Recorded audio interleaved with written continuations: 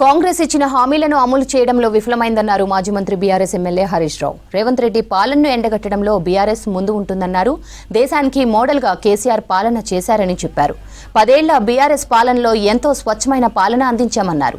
ఈ నెల 27న బీఆర్ఎస్ రజతోత్సవ సభలో భాగంగా సిద్దిపేట నుంచి ఎలకతుర్తి వరకు పాదయాత్ర చేపట్టారు విద్యార్థి సంఘాలు, నాయకులు.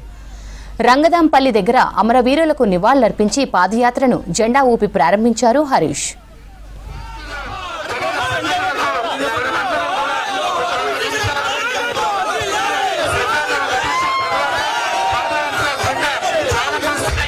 ఆ రోజు ఏమన్నారంటే బీఆర్ఎస్ పార్టీ పుట్టినాడు ఇది గాలి బుడుగ లాంటిదని, ఇది పాల పొంగు లాంటిదని, ఇది అమాస గుట్టింది పుణ్యానికి పోతుందని కొంతమంది మాట్లాడినరు.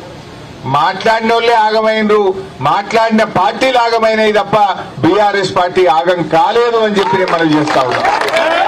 బీఆర్ఎస్ పార్టీ దేశంలో అనేక రాజకీయ పార్టీలు పుట్టినాయి, చాలా పార్టీలు పుడుతుంటాయి పోతుంటాయి. కానీ బీఆర్ఎస్ పార్టీ ఇవాళ లక్ష్యాన్ని ముద్దాడింది.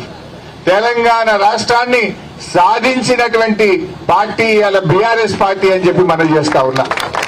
చాలా పార్టీలు కూడా గమ్యాన్ని చేరుకోవు, కానీ కేసీఆర్ గారి నాయకత్వంలో అంబేద్కర్ బాటలో, గాంధీజీ బాటలో నడిచినాం. ఇవాళ తెలంగాణ రాష్ట్రాన్ని సాధించినాం. అంబేద్కర్ గారు ఏం చెప్పారు? బోధించు, సమీకరించు, పోరాడు అని డాక్టర్ బాబాసాహెబ్ అంబేద్కర్ గారు చెప్పారు. అదే పద్ధతిలో మన కేసీఆర్ గారు, ప్రొఫెసర్ జయశంకర్ గారు ప్రజలందరికీ కూడా ఎందుకు తెలంగాణ కావాలో బోధించారు. ప్రజలందరినీ సమీకరించారు. సమైక్యవాదుల మీద ఢిల్లీ గడ్డ మీద పోరాడిండ్రు.